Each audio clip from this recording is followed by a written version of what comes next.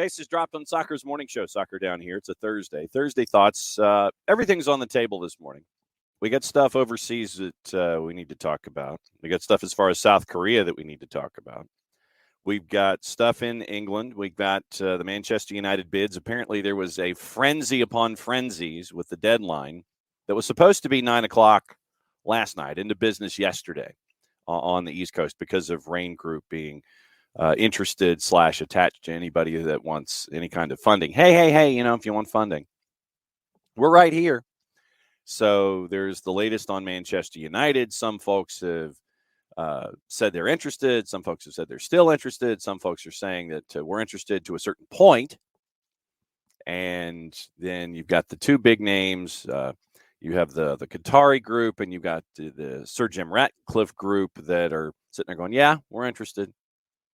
Yeah, we may not pay the 6 double extra large that the Glazers are looking for, but we're interested. And yeah, and it's going to be a world record bid for any franchise because everybody was tied to the idea of the Broncos and 3.8.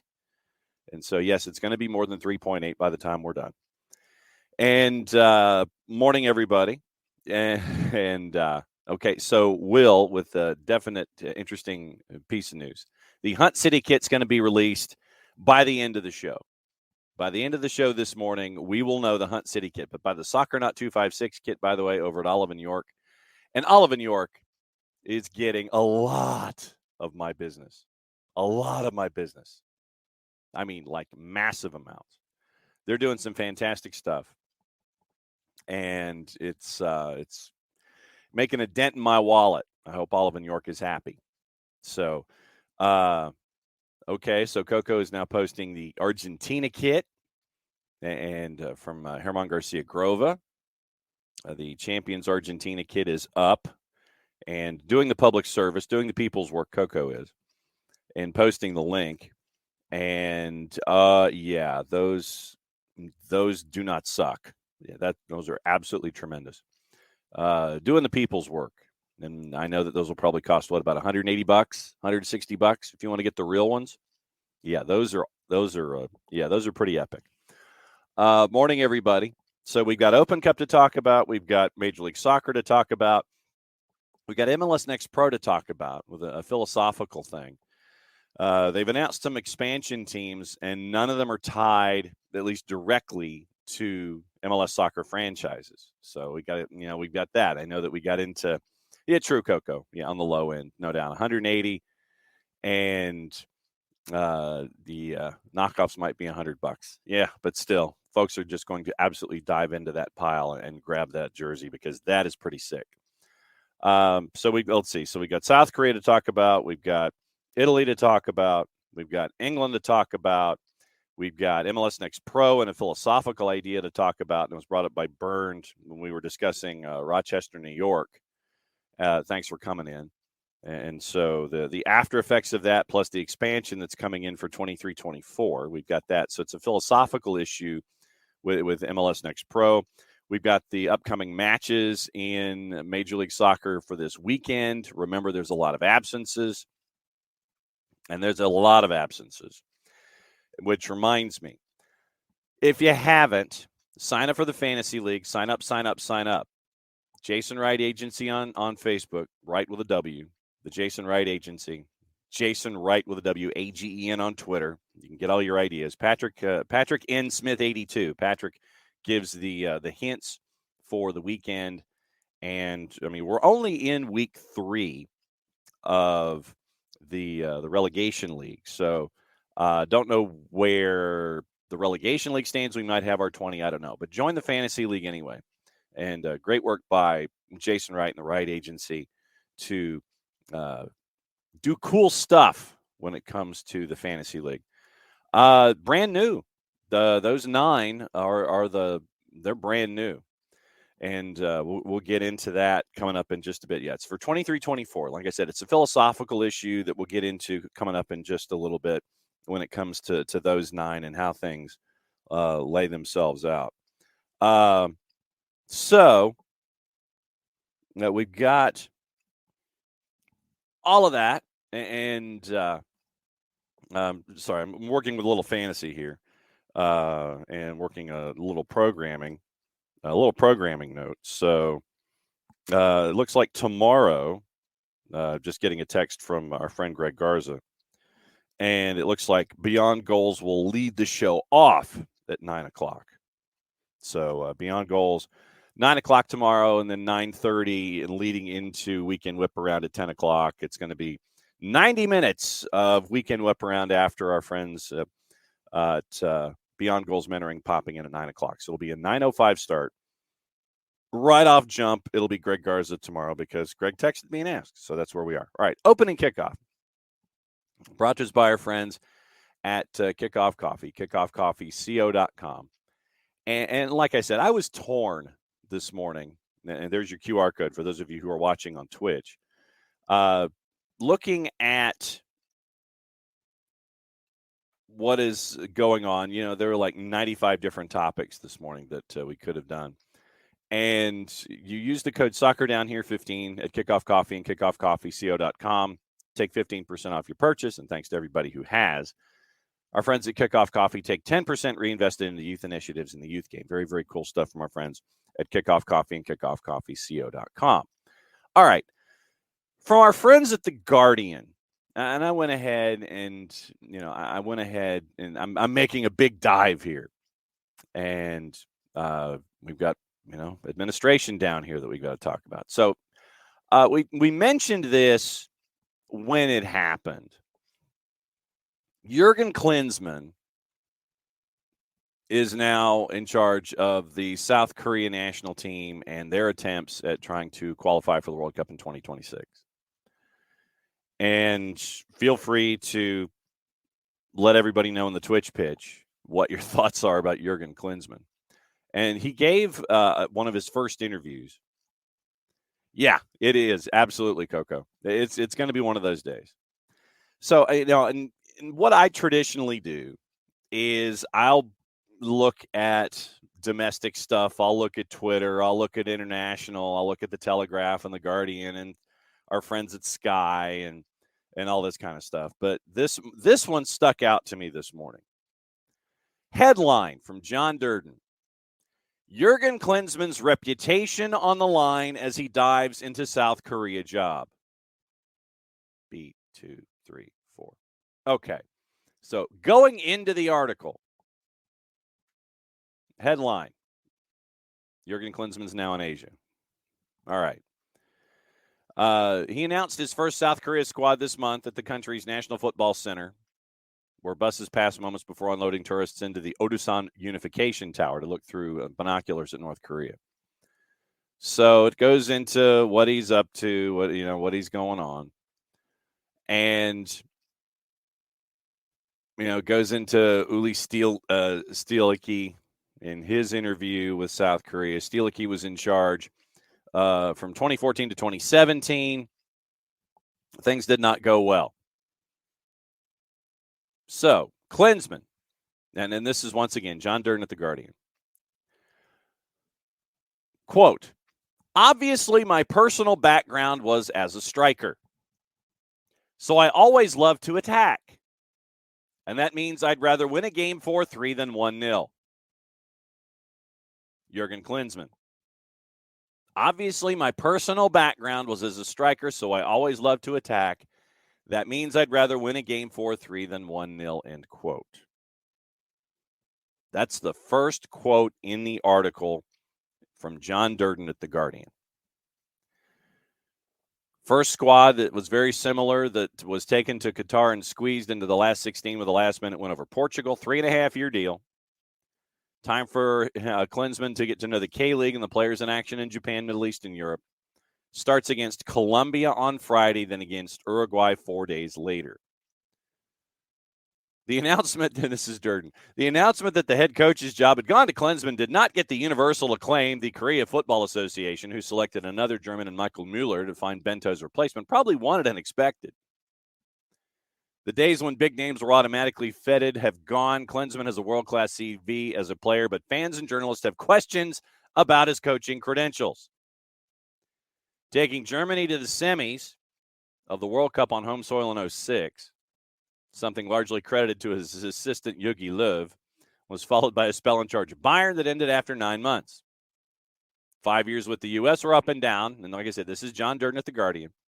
Then there was an ill-fated 76-day spell in charge of Hertha Berlin in 2019 and 20. It's a mixed bag, especially for a man who's had little more than 2 months coaching experience in more than 6 years. Yes, exactly, Will. Much of the announcement press conference involved Mueller defending his new coach. Quote, football is not only tactics. Football is individuality. It's about teamwork, how to motivate your team in special situations. Klinsmann was a member of the technical study group of the World Cup. He's not only informed about tactics, he's informed about modern devices, tools, and match analysis. Jurgen Klinsmann absolutely has tactical abilities, end quote. B234. Durden, he will also need to work hard. Stielicke did not get great results, but was well liked in the KFA, attending football and non-football events with enthusiasm, a trait that goes down well. It remains to be seen if Klinsmann can offer the same commitment and enthusiasm. Coaches of South Korea have traditionally been judged on World Cup qualification, and the KFA can be ruthless when that looks to be in jeopardy. The policy can be deemed to have largely worked, given 1982 was the last time the Taeguk Warriors failed to reach the finals. There's a growing sense, however, there needs to be something more, especially with their rivals Japan pulling ahead. Last paragraph. Reaching the 2026 World Cup final should prove straightforward for South Korea, given Asia's increased allocation of places from 4 to 8, which in turn eases the pressure on Klinsmann somewhat. But that may make the more nebulous task of leaving a legacy more difficult. If Klinsmann succeeds, it's not only Korea that moves to the next level, but also his own coaching reputation.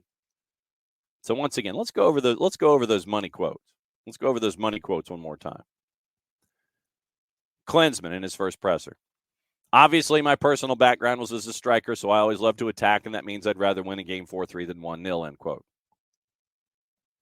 Then, his boss, Michael Mueller, who was selected to find Bento's replacement. Football is not only tactic, football is individuality. It's about teamwork, how to motivate your team in special situations. Klinsmann was a member of the technical study group of the World Cup. He's not only informed about tactics, he's informed about modern devices. So, when I saw that, I was thinking cell phones, tools, and match analysis. Jurgen Klinsmann absolutely has tactical abilities, end quote. Submitted without comment. Will, he loved scoring so much he left one of his best attacking pieces at home for a World Cup. Ricky, he'll make the World Cup. That's not in question, but the rest of it is what I'm worried about. So, Jurgen Klinsmann has officially had his first press conference as the South Korean manager as they head toward 2026. I wonder, after this international window, after each match, I wonder what the post-match comments are going to be like. We're just learning here. We're learning each other. We're trying to get familiar with one another. We'll figure it out. 3.5-year deal for Jurgen Klinsmann as the head of South Korea. So we'll keep an eye on that. The others, and I guess I'll make this something of an elongated opening kickoff this morning. The other story that I thought about this morning, and like I said, I was debating which one to include this morning. And it was, I was completely and totally torn. I was absolutely torn. All right. So, other story from Reuters this morning. Here's your headline. I hate Juventus. Prosecutor forced to leave case against Serie A club. Yeah. One of 3 prosecutors accusing Juve of financial misconduct has left the case after the emergence of derogatory comments he made about the team, a source with direct knowledge of the matter said on Wednesday. In a video shot at a legal conference in Milan in 2019, a year before the inquiry into Juve opened, Turin prosecutor Ciro Santoriello said, quote, I'm a huge fan of Napoli. Yeah, I know, Ricky. Are we sure it wasn't Nick? I'm a huge fan of Napoli. I hate Juventus.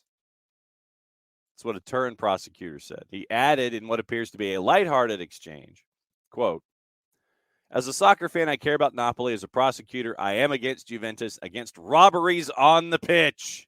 End quote. Background. Juve relegated to Serie B in 2006 for the match-fixing scandal centered on the allocation of referees. Maybe they should talk to La Liga about this. The video, which has been recirculated widely on social media in recent months, angered Juventus supporters and raised questions over possible bias in examining the club. Santoriello has not questioned the authenticity of the video. Public prosecutors, in turn, have requested that the former Juve chairman, Andrea Agnelli, 11 other people in the club itself stand trial over allegations of false accounting. And this is where we do need Nick to discuss this. Juve have denied wrongdoing and said their accounting was in line with industry standards. If that wasn't a nebulous comment about bookkeeping and accounting, I don't know what was. The source said prosecutor Santoriello communicated his decision to Turin's chief prosecutor, saying he wanted to avoid any potential pressures from media on the trial after the video resurfaced. In an email replied to Reuters, Santoriello said he had no comment. Preliminary hearing is scheduled to start Monday to decide whether to send the defendants to trial or to acquit them. Such hearings can last months. It'll be attended by the other two prosecutors in charge of the investigation. The investigation, in turn, has triggered a separate inquiry over the club finances by Italy's Sport Authority, which resulted in the 15-point deduction for Juve this season. Napoli have a 19-point cushion at the top of Serie A.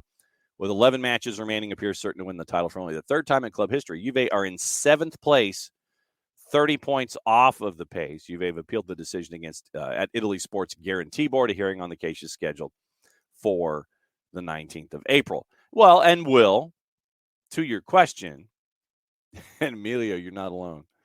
So Juve's excuse is everyone did it and you can't relegate us all. Probably, yeah, that's part of it. Or, the excuse from Juve is, well, it's industry standards. We were just following industry standards. You got to fix the industry. You can't, we're applying the standards. You got to fix the industry before you can do something to Juve here. All right, so we'll keep an eye on that. And when Nick comes in the next time, we will definitely be discussing this. Probably after the first of the week. So we'll keep an eye on that. Gotham FC announces that Ali Krieger is retiring after this NWSL season. So that came out this morning, just before the show came on the air. But the career of Ali Krieger, one more season at Gotham. Yes, exactly, Ricky. Don't hate the player, hate the game. Unless you're the one prosecutor who hates the player. That's your opening kickoff. Brought to us by our friends at Kickoff Coffee. KickoffCoffeeCO.com. There's your QR code for those of you who are watching on Twitch. And use that QR code. Once again, I know that Abby has threatened to make it a better version of a QR code. But I was in a hurry, and I had to take that with my phone. But QR code right there. And we'll go. You want to go over the odds, Parzival? We can go ahead and do that. We can go juice boxes all the way through, in addition to tomorrow's kickoff, and in addition to the weekend whip around. We can go over odds today. We'll do juice boxes. We can do that. But remember, we got Open Cup to talk about, and we've got MLS Next Pro to talk about. Might be a decent transition in there somewhere. Transitions on this show. What? Opening kickoff. Once again, use the code SoccerDownHere15. You get 15% off of your purchase at Kickoff Coffee and KickoffCoffeeCO.com. And also, don't forget they take 10% reinvested into the youth initiatives. Very, very cool stuff from our friends at Kickoff Coffee and KickoffCoffeeCO.com. All right. Open Cup was last night, and we had our definite pieces of craziness. El Farolito and Inter San Francisco. That was the first one. Started at 5 o'clock in the afternoon. That one went a while, and it probably should have been a harbinger for what was going to happen in the evening. El Farolito scored. I mean, they scored with 10, and they scored late. The game went more than 90 minutes. El Farolito scores fighting with 10, and they get the Duke. Appalachian FC and North Carolina Fusion. Appalachian FC, North Carolina Fusion. This one was crazy. What happened in here? What happened was Appalachian scores a minute and a half in, and you're thinking, okay, it's one-way traffic at Ted Mackerel and Boone, North Carolina. It's going to have an easy night. They're up 2. Then all of a sudden, Fusion comes back to tie it at 2. Fusion gets a red in all this process, so they're down to 10. They're down to 10 late first half and come all the way back to tie it at 2-2. They go the extra 30. Fusion gets another red card. So they're playing with 9 for the final 4 minutes of the extra 30. Then they go to penalties. And this is where it went nuts. North Carolina Fusion absolutely just, I don't know. They would have been, and you can insert your other football jokes right here. The first 2 penalties for North Carolina Fusion were over the bar. Would have been good for short field goals and PATs. The old PAT, not the new PAT. The third one hit the crossbar. So North Carolina Fusion, all Appalachian had to do was put the ball in the back of the net. Over the top of the net 1, App FC scores. Over the top of the net 2, Appalachian FC scores. Hit the crossbar in the back of the net. Appalachian FC wins in PKs 3-0. They advance to the next round. Nona beat Club de Lyon 1-0. Manhattan FC beats FC Motown. Morning, DM Tim. FC Motown, I guess having the Violette hangover, loses to Manhattan 2-1. Beeman United was hosting Des Moines Menace. And if you haven't seen matches, especially championship games involving Des Moines Menace, where they pack the place out, great soccer crowd. We are efforting folks from Des Moines and Appalachian FC to talk about round 1. Des Moines Menace got 3 on the board at Beeman United. Kwadwo Poku sighting, by the way. And a Michael Aduro signing.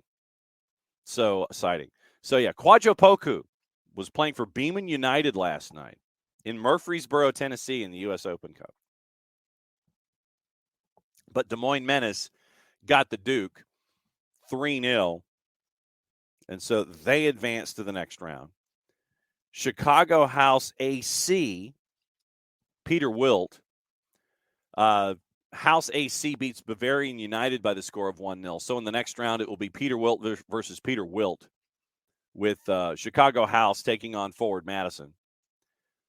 Tulsa beats Brazos Valley. Tulsa Athletic wins out of the NPSL by the score of 1-0. Cool story involving UDA soccer beating Park City Red Wolves at New Mexico State. UDA is a college team. Technically, the full name is UDA-NMSU Soccer. UDA, New Mexico State University Soccer. UDA on a late penalty, and I mean late penalty. Duke Keith was on the call, so if you follow Duke, the voice of the El Paso Locomotive on Twitter, he and Heidi Mocha called that match last night. So UDA-NMSU gets the win over Park City Red Wolves by the score of 1-0. Crossfire beats Project 510. Remember, Crossfire made it all the way to the last game of the year in the NPSL last year, and Capo FC. Fusion and Capo, they were tied at 1 at the half. And once again, the crossbar and the post got a lot of work in the first half. Fusion could have had a big lead in the first 45, did not get it. Capo took advantage in the second 45, won by the score of 4-1. Today, Cleveland takes on Lionsbridge at 7 o'clock. Jacksonville Armada, who have some news, they got the okie dokie on their site to build their new stadium. So Robert Palmer is going to be happy that RP Funding and Jacksonville Armada can be going to where they would like to have their new barn instead of playing at the University of North Florida. Not that there's anything wrong with playing at UNF. It's just that now they get their own barn now. They host Miami United at Hodges Stadium at UNF at 7:30 Hartford City, and the Lansdowne boys play. And Rob Stone should be very, very happy about his friends at Hartford City. and playing at 7:30. But yeah, craziness last night in the Open Cup. And we'll go over the scheduling in just a little bit. Yeah, Ricky, the second yellow for time wasting in the second half with 4 minutes to go in the 120 as you're down a man already and you waste time. So then you're down to 9. You weren't the only ones, but it ended up getting there. Parzival with a larger point. Officiating needs to get better at issuing cards for time wasting. Seems all too often they issue them in the 80th plus, which has no impact on gameplay. Maybe we need a shock to the system like Major League Baseball now has on the pitch clock. I'm not a fan of the pitch clock, by the way. I'm not a fan of a lot of things Major League Baseball is doing, and maybe it's because I'm an old fart. I don't like the pitch clock. I don't like the banning of the shift. And it's what are you doing? I don't like them. Green eggs and ham. I don't like them, Sam. I am. I don't like why are you taking away? I feel like Ross now. Why on Friends? Why are you taking away basic strategy? And I know that you can't do an infield shift, but you can do an outfield shift, blah, blah, blah, blah, blah. I know. I've seen it, at least in the preseason. Exhibition play. Grapefruit League and the Cactus League, whatever you want to call them. But I don't like the pitch clock, and I don't like the idea that you can't shift on players. It's basic strategy to me. I don't like the international tiebreaker either, where you're in softball. But Coco, as I said, of a man of a certain vintage, there will be references, and there probably should be a Nelson annotated at the end of every show to see if everybody can catch the references that I make on a daily basis. But yeah, and Parzival, do me a favor. Yes, Pro needs to pivot. Exactly. Parzival, do me a favor. Next time Bart is on, next Wednesday, remember this conversation about time wasting. Better at issuing cards for time wasting. Too often they issue them in the 80th minute, no impact on gameplay. It's something that we have seen. I know. Show the stirrups. I'm right there with you, Emilio. It's like, because, hey, tuck it up to the knee. And I was right there with you. When I was playing, it was up to the knee. You showed the stirrups on the socks. The idea of time wasting, when we got into CONCACAF o'clock, and it's like the 50th minute, see Earthquakes, San Jose. When you got something like that, and I mean, it should be a no-brainer. It should be an absolute no-brainer for officials. And I mean, I may go to the bullpen and just say, Bart, golden ticket, come on in and crash and talk about this if you're not doing real world stuff this morning, because it's bugging me that much now that we brought it up. When you have officials that don't want to pull the trigger on something like time wasting that early, once again, if you're a player and you see that the official is not going to pull the trigger, and I don't mean like Ted Uncle going blackjack dealer and going bang, bang, bang, bang, bang, but I mean you make that point. And Parzival, the fact that you might not be able to watch next Wednesday, that's why it's bugging me to this point where if Bart wants to crash, he can crash. So we can talk about it. If you're not going to, as an official, and it is blatant time wasting. I mean, blatant. It could be blatant time wasting, and it's easy for the casual fan to see something like this going on early in a match. And I know that I've backed up juice boxes and discussions on national teams and fantasy. I know that this is shoehorned its way into the conversation this morning. And I know we've got to talk about Manchester United and everything else going on too. If you are an official and the time wasting is blatant, and this would be where you could have your shot clock or your pitch clock, and it would be beneficial to a degree. Yeah, Klinsman's all about Klinsman. Absolutely. If you have an official, I mean, because you're supposed to, You're supposed to be, 30 seconds at least before possession, whistle, kick, 30 seconds. If it's obvious to the fan in row Z in section 306 that dude is time wasting. Thank you, Abby. I'm glad the baby boy and the puppy are on the mend, especially since today's National Puppy Day. If it's blatantly obvious that something's going on and you've got, CONCACAF o'clock, players falling down, the one that gets me the most, the one that absolutely gets me the most is when the player goes down, once again, earthquakes, San Jose. Player goes down, I think it was the San Jose match. Player goes down with 30 minutes to go. Could be a cramp, could be an injury or whatever. Insert malady here. Yeah, malady's down here. And the MASH unit comes out. The MASH unit comes out and they do their trot and they've got the vests on and when we're watching CONCACAF Champions League, it's the Red Cross, Red Cross in their helmets. They come out, and they're ready to take the player off in the stretcher. But by the time the stretcher gets there, stretcher goes down on the ground, player's helped up by his teammates, and he walks off. That to me, you want to issue a yellow card in that situation. But at the very least, the first time it happens, it should be a warning. It's like, bruh, what are you doing? What are you doing? That to me is like the epitome of CONCACAF-iness and giving somebody a card, especially if it turns into something more and more and more and more and more. But that's the one that bugs me the most, where the Red Cross, the white helmets come out, they're ready to pick you up, put you on the stretcher, take you off the pitch, and you stand up and then you walk off. Oh, no, I'm cool. But then it is incumbent upon the official, A, to say, bruh, that wasn't cool. B, add that time back. And that is just as important here. Just as important. In a situation like that where you have injuries or monitoring of injuries and things like that, yes, you've got to add that time back. It's incumbent on officials to do that. Yeah, you see 5 or 6 steps and then be fined.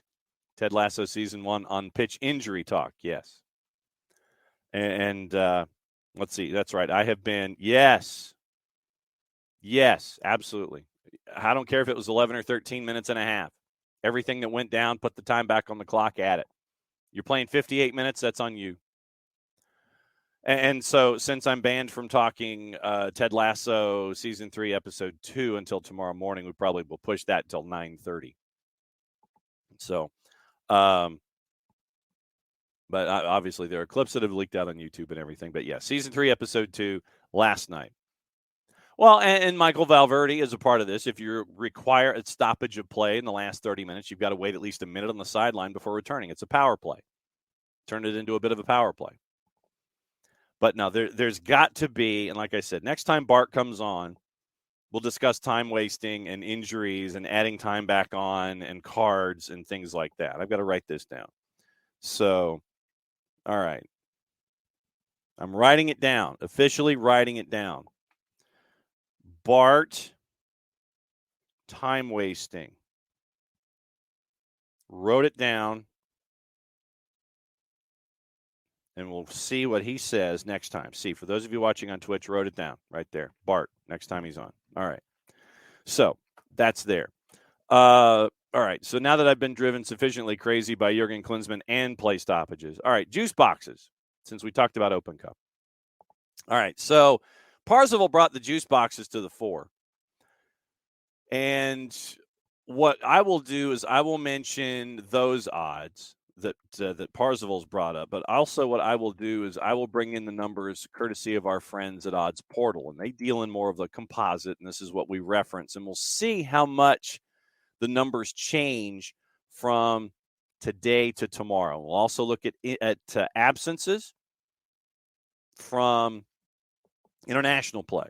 We know about we know about the absences for the U.S., but what we'll do is we'll go through all of them, because once again, this aids in your fantasy selections, and we'll go through each team and we'll roll through what's going to happen here. All right. Then burned to the adding of the time. Weird thing is some countries and leagues now do the World Cup thing and add 10 minutes. Spain, but others don't. It's inconsistent. You need that to be better. Better. Okay.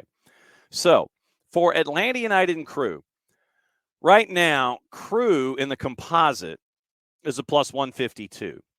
Your draw is a plus 250. Atlanta United, a slight underdog. Once again, this is a composite.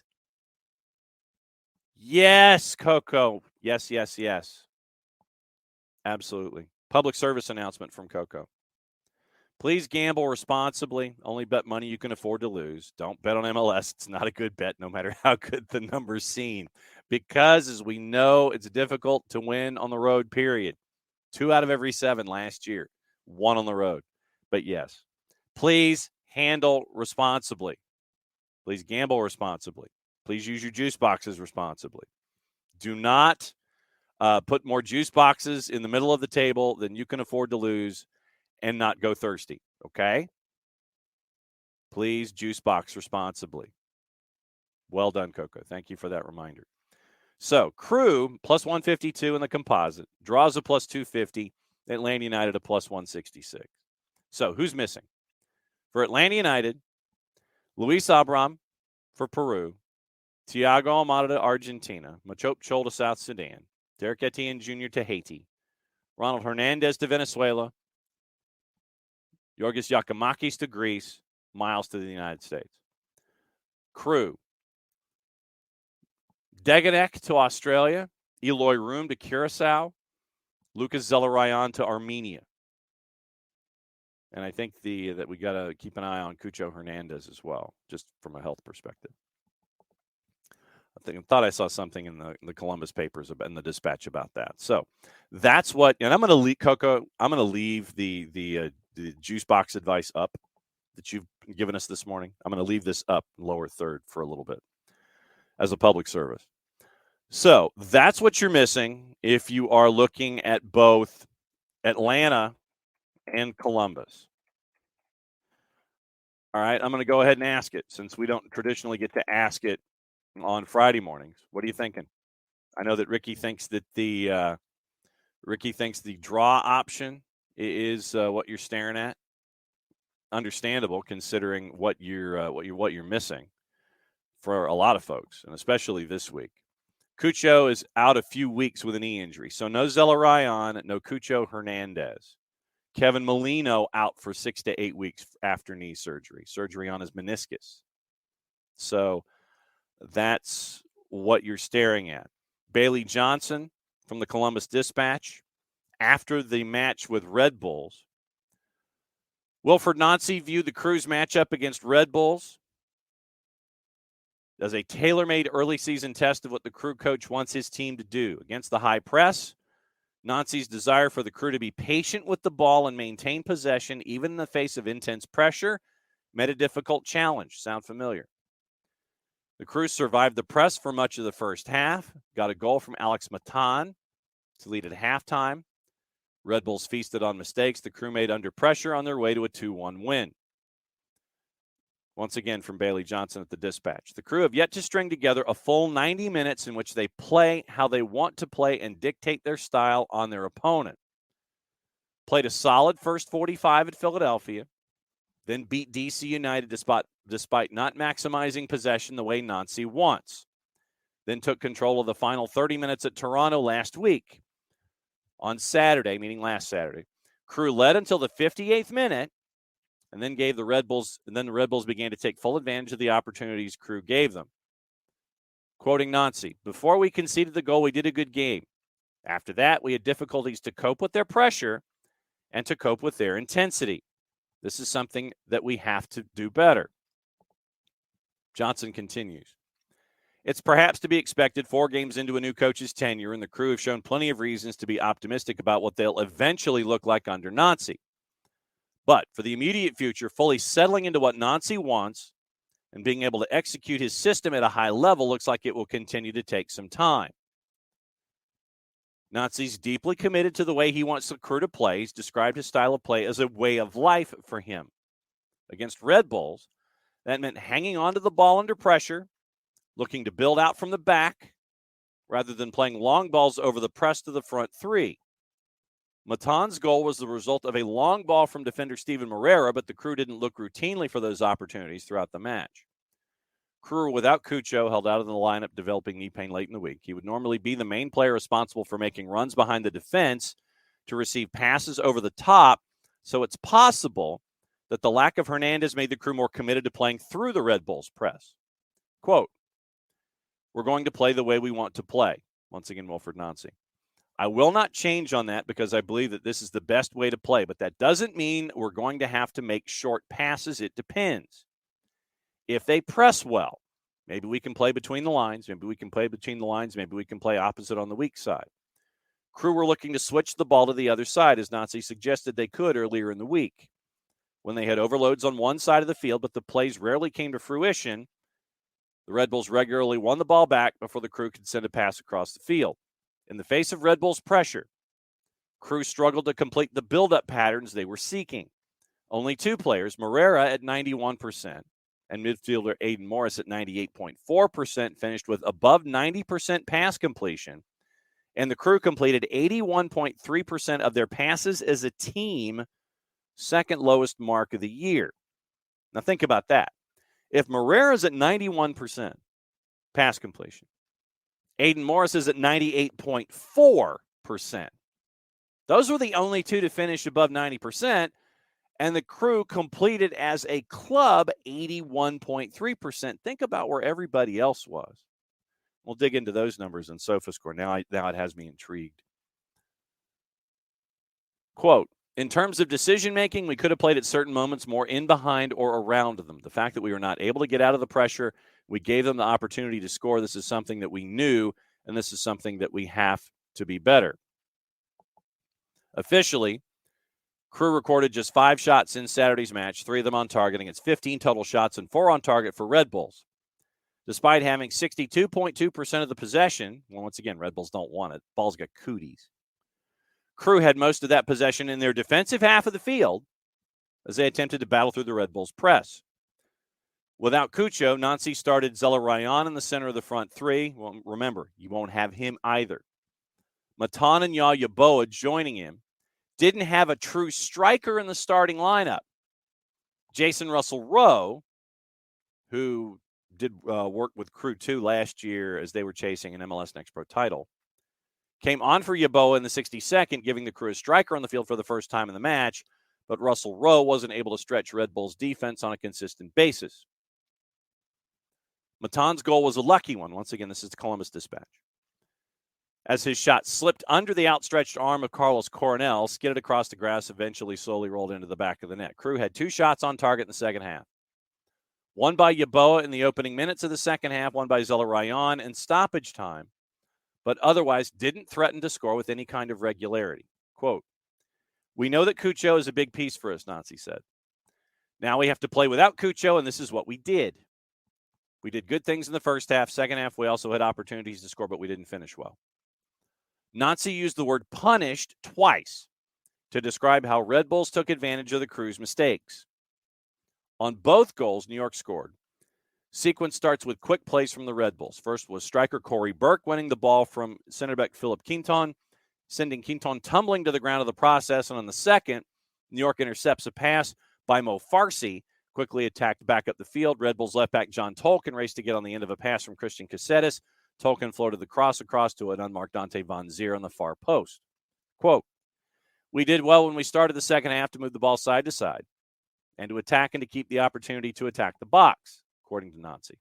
"But after that, when you don't do that against Red Bulls, we know that we can be punished. This is what happened. They scored 2 goals in transition," end quote. Sound familiar?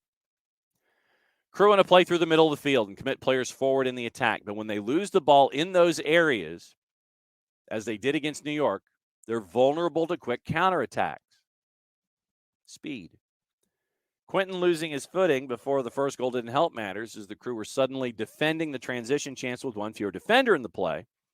But on the second goal, wingback Jimmy Medranda was in range of Van Zier, didn't step in to mark him. Nazi. We need to increase the intensity in terms of decision-making. We didn't do it well. After that, they had these opportunities. They didn't change anything. They just put another striker, and they kept going with the pressure. Again, we didn't do well on these two chances that they had. So that is your rundown of Columbus. From Columbus themselves, from Wilfred Nancy.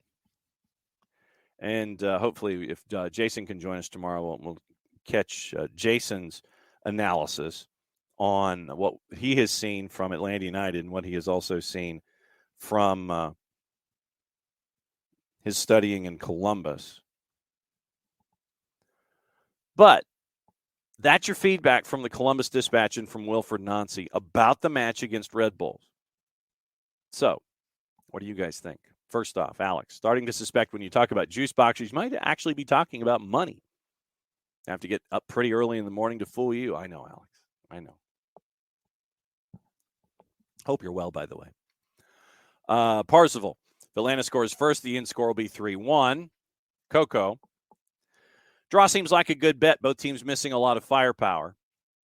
1-1 seems to be Coco's number. Ricky. Can't see Columbus scoring more than once. Question is, do we have enough to score two or more times? I think it's possible, but I'd take the draw to play it safe. Coco. If Louise and Wiley keep doing what they were doing late in the Portland game, I could see us getting two. Ricky, leaning into the Miguel Berry idea. Probably that's what you're going to have. Coco looking at Berry as a false nine, Louise and Wiley pushing the back line. Ricky, Nancy being committed to playing out of the back is admirable, but they're going to be hella susceptible. We press like we've been pressing. We definitely could win. And yeah, Michael, it did sound like the typical New Jersey match. And I think that if you look at Atlanta United, once again, the fact that you've got 7 players gone, it's a good thing for you, but obviously it's a bad thing for you since you're in league play. Caleb, Luis, Miguel Berry. You're looking at Sadic, Ibarra in midfield. You're looking at Gutman, Purata, Cobb, Lennon. So the questions are in the midfield, and Brad and Ned, obviously. But then you're looking at what does your bench look like if somebody can only give you 60? Those kinds of things. So what does your bench look like? And who do you have available to you in those situations to continue what you want to do out there against Columbus? Alex, other than the first match of the year, big change is that you're punishing teams for mistakes. For the last few years, there's been too much snatching of turnovers and trying to methodically walk it in. If we can both punish in moments and dominate the ball, we got a path no matter how the other team sets up. And Parzival, fighting the players that are being given a chance that will make this match that much more exciting. True. Like I said, I want to see what the 18 looks like. I want to see what the 18 looks like. I want to see who's there, and I want to see how they're employed. Do you see a lot of 60 minutes? Do you see folks, it's like, okay, give me, with Caleb, is it 60 or is it 90? What does it look like with everybody else that's there? I mean, you're gonna see folks, possibly, like I said, Noah Cobb would be my guess to be paired with Purata at the back. But once again, you've got Gutman, you've got Gutman, you've got Purata, Noah Cobb, who, the confidence is there in him. Confidence is there in a Johnny Fortune in the midfield from Gonzalo Pineda. And you've got Brooks Lennon on the right. Once again, your midfield, Sosa, Sadic, Ibarra, something like that. You've got Barry. Michael, that's the big question, is that what's it going to look like? I mean, or is it this? Something where Luis ends up going centrally, Brooks moves up, and then you work at the back. That's the question. Well, do you have somebody that can help you at the back, or do you have the depth that will help you up top? That's the thing here. We've got to figure out what the game day roster is going to look like. Once again, is it Luis moving in, Brooks moving up, help at the back, or are you looking for someone to be there up top to help you as well, if something happens there? So if Luis moves in, who's going to be on the right-hand side? Once again, does Brooks move up? Do you have help at the back on the right? Or how do the puzzle pieces fit? There are some ideas, like I said, as we're workshopping this, but obviously we'll find out more tomorrow, and obviously we're looking at it. So Parzival 4-3-3 with a more concrete holding mid that won't make as many runs. So, like I said, you could be, you could be one of these other teams that has. I mean, Austin is losing. Let's go through who else is missing. But once again, as I will emphasize, check your fantasy teams. Check your fantasy team. Check your fantasy team. Unless you're playing me, then you don't have to check your fantasy team. Austin's missing Vysanen and Wolf, one of the stalwarts at the back. Charlotte's missing Shvidersky. Chicago Fire, Navarro, and Orgel with the U19s. Cincinnati's missing Angulo Jr. Moreno. Colorado's missing Diego Rubio. And you don't have Jack Price for the rest of the season. So Colorado's in some serious trouble. We mentioned Columbus not having Dejanek, Room, and Zelarayan. FC Dallas has 2 Americans in the U20s and the U19s that are gone. Christian Fletcher for DC United, Victor Paulson into the midfield. Houston Dynamo, you don't have Carrasquilla and 2 U20s. Castilla for Colombia and Xavier Valdez, the keeper for the Dominican Republic. Inter Miami doesn't have Ascona. They don't have Joseph. They don't have Robert Taylor. LAFC doesn't have Denny Boanga, Sifu, Maldonado, or Palacios, which could create some depth problems for Steve Cherundolo. Galaxy, once again, they don't have Ferkranus because of the U20s. They don't have the Bishop. They don't have Joveljic. They don't have Leardon. They don't have Zavaleta. Problems for the Galaxy. Minnesota United, who introduced their striker to the folks at the Timberwolves game last night. No Arriaga, no Boxall, no Longwane, no Kamar Lawrence, no Robin Lud, no Joseph Rosales, no Dane St. Clair. If you've got a league pick'em, or if you're going fantasy, who's Minnesota playing? Then that's who you might want to pick for your fantasy team. No Kyoto or Thorkelson for Montreal. No Barrero or Macoun for the Revs. No Burke, no Cosetas, no Serwada for Red Bulls. No Chanot or Ilenich for NYCFC. Orlando's another team. 4 players out for U19 and U20 duty. Freeman, Halliday, Fabian Loyola, and Thomas Williams for the United States. No Cartagena, no Gillespie, both out for Peru. No Facundo Torres, so who's playing against Orlando? Keep an eye on that for fantasy. For the Union, 3 U20s, Quinn Sullivan, Jack McGlynn, Brandon Craig. No Gazdag, no Damian Lowe, no Jose Martinez, no Richard Odada. Portland, Mosqueda is out. Just when you thought things couldn't be any worse. 8 out last week. You had Mosqueda playing against Atlanta. Now you don't have Mosqueda this week. RSL, 2 USA under 20s, Diego Luna, Gavin Beavers. No Brian Ojeda, no Rubio Rubin. San Jose, no Jamiro Montero, no Miguel Trauco. Seattle, no Arriaga, and we'll get into this with Nico Moreno later today. 12:30 Eastern on the network is Thursdays with Nico. No Arriaga, no Nuhu, no Roldan, no Rui Diaz. Plus U20, two U20s. Reed Baker Whiting for the U19s, Obed Vargas for the U20s. No Zionis for Sporting Kansas City. Morning, Tom. For St. Louis City, SC, no Kyle Hebert and no Miguel Perez because he's with the U19s. Toronto, if you thought Toronto was in bad shape, no Akinola, no Mark Anthony K, no Richie Larea, no Jonathan Osorio, no Tomas Romero. And for Vancouver, no Javane Brown and no Andres Cubas. So that's what you're staring at. A, selfishly for your fantasy league. B, for your pick'em league, if you've got one. And C, as you check out the juice boxes here, because once again, we'll balance this list with the other lists of the matchups in the juice boxes and see if there's a collision course here when it comes to juice boxes. So it will be an interesting week, but once again, as it was deftly stated, when it comes to juice boxes, public service. Coco, this is not small print. It's large print. Please juice box responsibly and only bet juice boxes you can afford to lose. Don't bet on MLS. It's a good bet no matter how good. It's not a good bet no matter how good the numbers seem. Public service from Coco this morning on your juice boxes, people. We do it because we understand the importance of that as a piece of information on the collective. BetMGM would not be a partner for Major League Soccer if you didn't have the importance of the juice boxes and the information that is attached to it. The fact that you have an official juice box sponsor and partner is big for the league.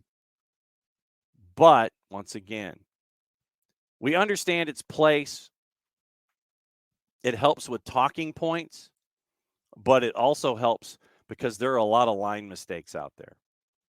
Yes, winning in Major League Soccer on the road is difficult, but there are also a lot of line mistakes when it comes to juice boxes, and we feel as a part of the information process that we ought to let you know about that too.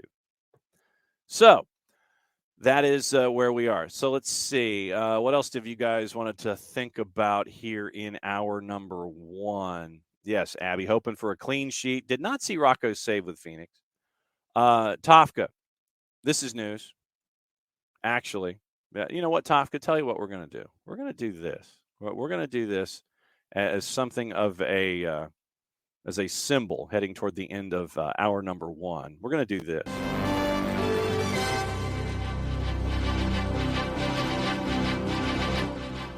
Top is taking his mom to an Atlanta match. Well done, Tofka. By the way, this weekend, the twos and new two, New England Revolution 2, 7:30 at the Fraction Sunday night. Season kickoff for MLS Next Pro. And we will get into the MLS Next Pro story coming up on the other side of the top of the hour here. Because, I mean, it's interesting.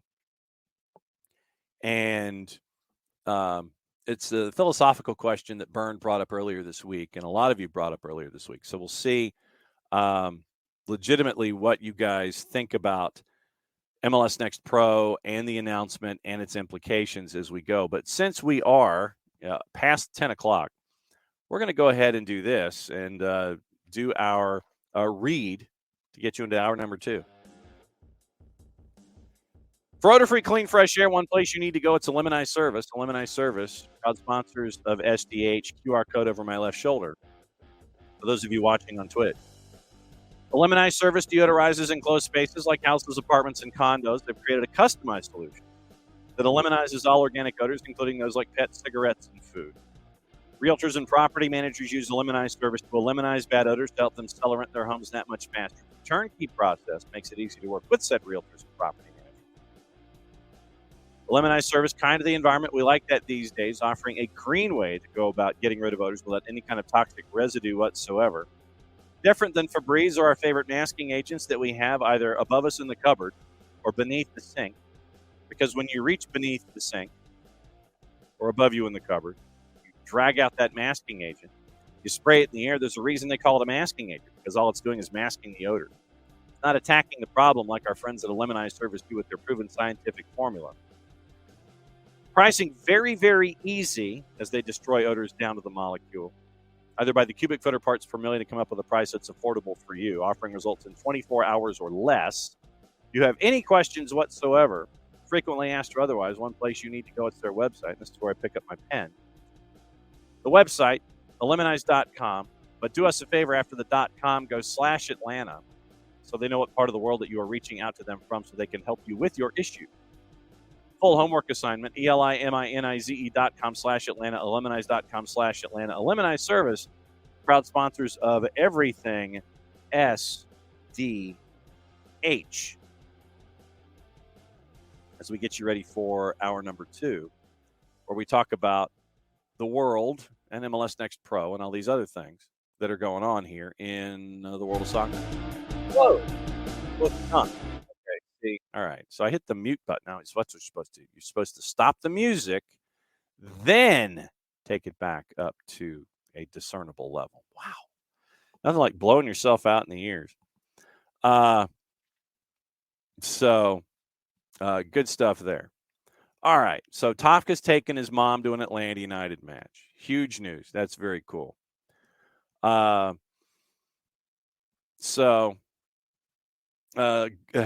Joe Boston, happy Almada MVP Friday Day. And note from MVPs on the Twitters. So we'll go ahead and Atlanta United VIP on Twitter. Okay, thank you. All right, so now I get the chance to watch it from Raising Cane's. Oh, point blank, nice kick save. Well done. Okay, nice kick save. 90 minutes, 4 saves, passing 54-57 for Phoenix Rising, 10 recoveries. Well done for Rocco Rios Novo.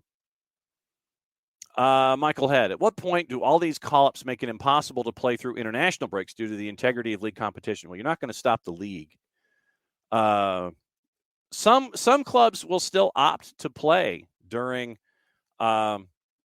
international windows, and it is up to the leagues itself, and it's up to the teams inside the leagues before they get into schedule makers and things like that and those kind of conversations. It's up to the teams and the league. Hey, do you want to keep playing? And there are teams that will play through international windows because there'll be times, we've seen it in the past where a lot of folks in an international window, they want nothing to do with nothing. We're going to take the time off. We're going to build. And then you'll see like that, those 2 matchups, in the middle of a window. And you'll sit there and you go, what are you people doing? Well, we don't have anybody who's playing internationally. Sign number 1 about why you're playing. And we're going to play. So you'll have those 2 or 3 matchups in an international window, and Major League Soccer will budget them out. They'll sit there and put 2 on a Wednesday. This is years past. I don't know how it would work this year with the new TV contract. But we've seen, in years past where you get like those 2 on a Wednesday. You'll get that 1 lone matchup on a Tuesday, and then maybe 1 on a Friday in an international window to sit there just to kind of make things count. So that's the larger element in all of this. If you're a good team, you're going to get folks, tapping you on the shoulder, like at at the Sadie Hawkins dance. Hey, can we dance? The national team's going to come off from their seat at the wall. They're going to, you're dancing with your date. International team is going to come and tap you on the shoulder. Hey, can we dance? Can we dance with your date? And you either sit there and go yes or no. And, you have the option to keep playing, but a lot of teams, and let's go back and look at it real quick. Let's go back and look at the numbers. All right. So Toronto FC with 5, Seattle with 6, including 2 U20s, RSL with 4, Philadelphia 7, 3 U20s, Orlando City 7, 4 U19s and U20s. 3 for Red Bulls, 2 here. Minnesota United, to me, is the wild one here. We're at 7, and it is 6 different countries. 6 different countries, 7 players. 4 for the Galaxy, including a U20. 4 for LAFC, 2 for Ecuador. 3 for Inter Miami. 3 for Dynamo, including 2 U20s. 2 Columbus 3. 2 Charlotte 1, Austin 3, Atlanta United 7. That should tell you, first and foremost, about how you're developing your squad and how you're looking at talent, that you have countries that want to tap you on the shoulder. Hey, we like your player. We would like to have them for international duty. It should say a lot about your scouting department. It should say a lot about what you're looking for in talent. That 7 players I think that's the most. Tied with Minnesota United. Who knew that was going to be a part of a sentence? And Orlando. Okay, so Orlando, Seattle was 6, and Toronto was 5. So, yeah, and Leagues Cup too. But think about it. Minnesota, the purple team, and Atlanta United tied with the most international opportunities in this window. Once again, that should say a lot about who you're looking at, the kind of player that you have, the kind of development that you have. And, if Caleb Wiley was not getting the playing time and the chase after the golden boot that he's chasing, it would be 8. Think about that. 8 players for Atlanta United. Possibly, it could have been. But, what Caleb Wiley's getting playing time and he's doing really well and he's in the golden boot race. So, you have to politely decline. I mean, if he wasn't getting playing time, then you'd sit there, okay, is he going to get playing time for the U20? Sure. But because he's doing so well, because he's developing so well, because he is that integral part on the left for Atlanta United, you politely decline and say, well, maybe later. But could have been 8 eligible, 7 selected for Atlanta United. Should say a lot about what Atlanta United's doing. So that's what you're staring at with there. And yeah, Rocco Rios Novo. Yes, Tom, first and foremost. Clean sheet, yes. Everyone come back healthy. Yes. And Ricky, you're right. It was an MLS Next announcement, not an X-Pro announcement. So it's like, this is what happens. MLS Next has 9 teams coming in next year. Jake's birthday's tomorrow. Early happy birthday, Jake. Coco, understanding that this was a mandate from Apple to play through the window, not from the teams. Once again, you've got a new TV partner, and you have a new TV partner with all the content that they're trying to have available for their network. You play through the window. And so, I would anticipate you're probably going to have a lot of draws this week, but that's just me. Like I said, look at that middle number when it comes to juice boxes. I think you're going to get a lot of that middle number this week. But yeah, you've got a new TV partner, and the new TV partner wants to sit there and go, okay, great. We're new here, but we need all this inventory available to us. So you can't stop the train. And Major League Soccer is like, we understand. So we will continue to play through the international window. So there you go. Not necessarily a surprise. And you're looking at all those. So that's what you're looking at when it comes to Apple. Think about this as a TV program. And I feel like I need to mention this every once in a while as a bit of a reminder. When it comes to what you're seeing from Apple TV and Major League Soccer, think about it as a television program. And think about it like a TV network.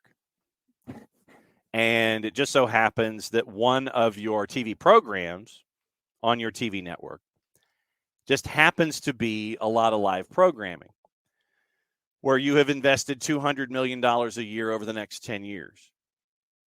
So to recoup that kind of investment, to recoup that kind of exposure, to make your partners in this episodic television program happy, you will try to have as much inventory available for them so they can fill the inventory that you have available within the program. And I know I'm looking at this 3-dimensionally here. So you have all these TV programs that air most of the time on Saturday nights. Sometimes you get a Sunday or early Saturday afternoon, Sunday afternoon, what have you. You have this Saturday night block of programming with all of these different programs that you have. You cannot, in the first year of a television deal, not make for a double negative that would drive my mother crazy. You cannot make less inventory available in the first year of a television contract with a new partner. because you, as the league, want your product out there to be seen on this new television network as a part of this new deal that you have struck. And so to continue the exposure of this product on this new network in this time window with all of this programming that is associated with it, all the wraparound stuff, the 360 and all this, the pre, the half, the post, the later programming, the window at the end of the night, all these kinds of things. All of this programming that you have from 7 o'clock until 1 o'clock in the morning, 1:30. In the first year of a deal where your first international window happens after match week 4, you have to continue to make it available for the momentum that you want to establish with this network, with this program that you have. And it just so happens that the program is Major League Soccer. So after a month, you can't sit there and say, well, we're going to take a week off. Morning, Dawn Star.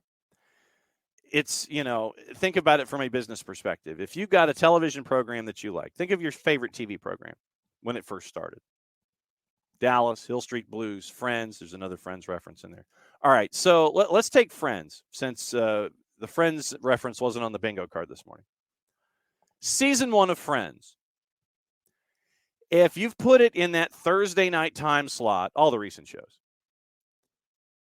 absolutely. Think about it, 8 o'clock Thursday night on NBC. Season 1 of Friends. You're trying to gather all of this momentum for Friends, and it starts, when did the season start? August, September, somewhere in there, September, say. If you develop all of this momentum with Friends, and you see how Ross is having all of this angst with Rachel, and Rachel has run away from Barry. Right, Abby, exactly. So what you got is you got a program in Friends. Rachel has left Barry at the altar. She's raced into Central Perk.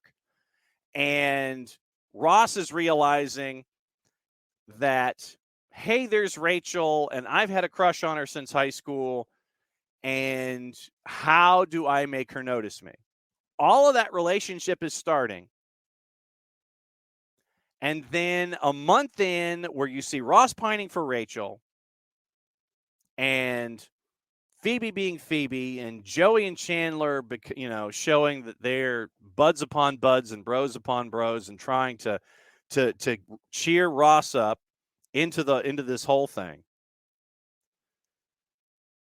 And then you take a week off. All of this momentum is built. Ross is right there, and he's about to admit publicly that he still loves Rachel, and you take a week off. Yeah, it is TV programming down here. So you take that week off. That momentum that you've built with Friends and Ross and Rachel and all this kind of stuff, it takes the week off. And then you have to pick that momentum back up in this first season of your television program that's called Major League Soccer, that happens to have 14 different episodes available to you in theory, in the most part, on a Saturday night, and all the ad space that's attached, and all the programming that's attached. You can't do it in year one because of what the relationship you're trying to establish with your new television partner. So I get it. Playing through windows, I understand it. So it's too early in this relationship to sit there and go, nah, we can't take this international window off. I get it. I understand it. You've made all of these commitments to all of these sponsors with all of these episodes in this television show called Major League Soccer, that you've gone a month in, that you're improving along the way, and then you take a week off. All that momentum that you're trying to start slams the door on it. You've got to pick it back up again in this first year of a television deal. No, I completely understand why you got teams playing through this window. It's too soon. It's too soon in this contract, too soon in this window to sit there and have the league sit there and go, can we take a week off? You can't. You just can't. Michael Head, additional notes, international windows. MLS will pause during October, November. FIFA international windows. Clubs were presented with the option to play during June and September. 13 clubs electing to do so. So you'll get those random matchups. But yeah, this window, this soon into a new relationship, you're still on first date behavior right now. You're still kind of just learning about this person. Does this person like to go to the library? Do they like to read books? Do they like, what kind of restaurants do they like? Do they have pets? What are they allergic to? You're still trying to figure that stuff out right now. If you're dealing with Apple TV and Major League Soccer, you're still trying to figure out likes and dislikes right now. You've gone past the first date and first date behavior. You've been dating for a month. You don't just want to not call the person if there's a mutual interest there. You don't want to take that week off. And Michael, thank you for the notification that came from the schedule release. Thank you for that. Yes, and when they move your favorite show, it definitely does stink. So, I mean, that's just not well. I mean, Joe, to a degree, I mean, it is a relationship between Major League Soccer and Apple TV Plus. It is a relationship. So I don't know. Trust me, I'm not the guy to ask about dating, but as Tom Russo says, it is TV programming down here. And so I was relating it to the notion of going out with someone and dating. So, yeah, you ain't kidding, brother. I'm right there with you. That's why it's like, for me, it's like the scene in When Harry Met Sally. No, you're not the only one. It's like the scene in When Harry Met Sally. Trust me, we will never go out there again. That's where I am. Oh, and by the way, this is not a $20 fine for those watching live on Twitch. It is upstairs in the ring holder that the boss gave me for one of our anniversaries. I just didn't put it on this morning. I have not left the house. If I leave the house without my wedding ring on, it's a $20 fine. Understandably so. And then as we both do it through the busy seasons, we take the money at the end of the year and we donate it to a mutually agreed to cause. If we leave the house without wearing our wedding band. So I have not left Office HD this morning, so I can have my left hand be the way that it is. Although it does take me about 7 seconds to jam my wedding ring on because of all the times I've broken my ring finger when I played sports. All right, so that's enough about John down here. All right, so we got stuff going on over in Europe. You know, we mentioned the bid process and all of the chaos involving Manchester United. Now, there's talk as we go to soccer over there.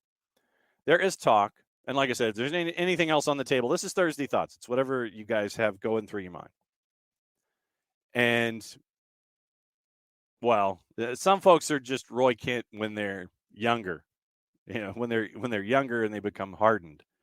Some folks turn into Roy Kent long before Roy Kent retires from soccer. Trust me. And it is okay. Sean Engel with a story. Manchester United bid chaos leads to growing fears the Glazers may not sell. All of this stuff. No, and I love Roy Kent. Absolutely. Brett Goldstein's done amazing work. And by the way, underrated, Phil Dunster with what he's doing with Jamie Tart. Almost spot shadow Jamie Tart when you're watching Ted Lasso, by the way. He's doing amazing stuff. It's kind of like Matt LeBlanc in Friends, going back to Friends. It takes talent to do what you have to do for that character to succeed. And Matt LeBlanc did it with Joey Tribbiani. Phil Dunster is doing it with Jamie Tart. All right, so Alex's bet is they secure minority investment, which means it would probably be Rain Group or possibly Sir Jim Ratcliffe. Yes, SERGIM Ratcliffe, Tom. So that way Ratcliffe doesn't have to finance anything. Concerns are growing, quote, concerns are growing among some parties involved in the Manchester United sale that Glazers could be trying to, quote, play them. And that instead of selling the club, they're trying to push up the price to create leverage for a loan. Eyebrows also continue to be raised over claims that up to 8 bidders are interested in the club, given that only 2, Sir Jim Ratcliffe and the Qatari consortium of Sheikh Jassim bin Hamad Al Thani, have gone public. Latest fears come after the deadline for the second round was extended on Wednesday. Thursday lunch, which would have been 8 o'clock this morning, just before the show started. All parties involved were still waiting to hear when the new deadline might be for the second round of bidding, with some suggesting that a fluid approach could yet be introduced by Rain, the U.S. bank in charge of the sale. Suspicion remains Rain's trying to ramp up a bidding process that's not as competitive as some are making it out in order to push the price for United towards the upper end of the Glazers' £5 to £6 billion evaluation, significantly higher than the Qataris or Ratcliffe want to pay, or to allow them to create leverage for another loan. Another option for the Glazers would be to retain the club, sell a minority stake to a U.S. hedge fund, although why anyone would want to hand over so much cash but not run a club themselves is unclear. Latest plot twist comes as United's share price has risen by over 15% in the past 5 days to $25.42 before the show started this morning. As things stand, United's net debt stands at about £515 million, which means that just £35.1 million have come off of the £550 million loaded onto the club as a result of the Glazers' takeover 18 years ago. So that's like £2 million a year. However, both Ineos and Sheikh Jassim's Qatari consortium have promised to return the club to its former glories on and off the pitch. Sheikh Jassim, a chairman of Qatari bank QIB, which is a part of all that alphabet soup that we talk about with Qatar, and the son of a former prime minister of Qatar, has also insisted he would, quote, invest in the football teams, the training center, the stadium, and wider infrastructure, the fan experience, and the communities the club supports, end quote. Meanwhile, Ratcliffe, a 70-year-old billionaire who was in Failsworth in what is now Greater Manchester, born in Failsworth, stressed his deep links with the club he supported as a boy and promised to put Manchester back into Manchester United. And once again, the sale held by Rob Walton, picking up the Denver Broncos for $4.65 billion, 3.78 billion pounds. The key here, key phrase, key sentence. The latest plot twist comes as United's share price has risen by over 15% in the past 5 days. 15% raise in the stock price. Just before the kickoff of the show this morning. 15% raise in the past 5 days. Keep an eye on that. Keep an eye on that. Other couple of things this morning. Tom Bogert is saying that folks are chasing after Ricardo Pepi. Looks like PSV might be in the crosshairs. Tommy Scoops also says that Zach Steffen tells Jonathan Tannenwald over at the Philadelphia Inquirer he plans to leave Manchester City this summer. Quote, I don't think I'll go back. No, I want to be playing. Although I had a great time at City and love those guys and obviously amazing club, I don't really have any plans to go back. Right now he's playing at Middlesbrough. When his loan Middlesbrough expires, he doesn't plan to go back to play and be a part of things at Manchester City. So we'll keep an eye on Zach Steffen. And that's okay. So, yeah, Tom, that is funny. That is, once again, you need folks to pay attention. I think Brad has another 2 years. I think Brad has another 2 years on his contract. He wanted to know when Guzan's contract is up. I think it's 1+1. I think he's got 2 more. All right. And then, the public service. From Tom Russo, the Airborne DJ this morning. All right. From the @InterGermany. From @InterGermany on the Twitters. This is InterGermany's words. InterGermany lists themselves as a 293 follower Twitter account, I guess, talking about everything going on with German internationals and German football. So, public service, Tom Russo posting this in the Twitch pitch. I click on it. And apparently, Inter Germany was looking at things on TikTok. And you're going to have to do all that for me because I haven't downloaded it and I have no interest in establishing an account. Thing works too fast for me. Some guy on TikTok ranked Serie A locker rooms and put Atalanta at number 10. Unfortunately, as the guy says, number 10, Atalanta, lovely and so clean. For those of you that click on the link, you'll recognize the picture on the left. That's the Atlanta United locker room at number 10 in Serie A. Okay, so at least it's a top 10 locker room in Serie A. How is it in Major League Soccer? To guy on TikTok. So that's public service. Good to know that Atlanta United's locker room, according to a guy on TikTok, is number 10 in Serie A and is not what what we would think it would be. Yeah, and the biggest thing, Coco, where Zach Steffen is concerned, especially if he wants to be a part of the men's national team, you got to be starting, man. You got to be in a place where you're starting. He's having a decent run of form at Middlesbrough, and we'll see what's going there. Not at the moment, DM Tim. Don't know, but yeah, he definitely would be a DP, and so to bring him back, you'd have to figure out what you're doing. But the thing is, I mean, think about what we've got right now with goalkeepers with Atlanta United. I mean, you go past the experience that's currently on the first team roster. You've got on the first team roster, you've got Gazan, Quentin Westberg, Clement Diop, and then you've got Reyes and Garces, and you've got Reyes and Garces, below that. So you're good.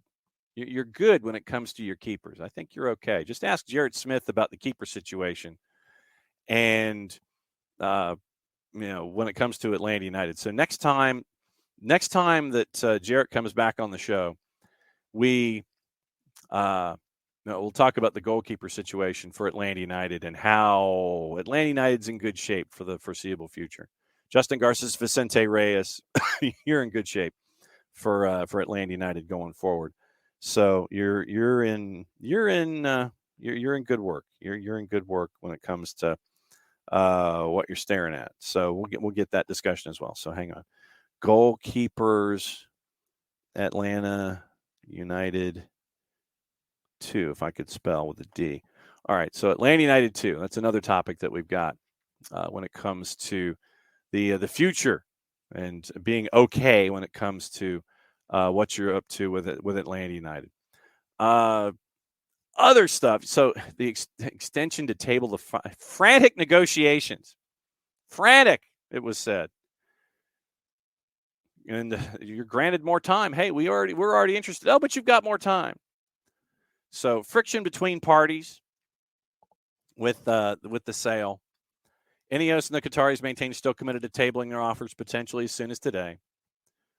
And they were looking at least $5 billion. They're looking at £5 billion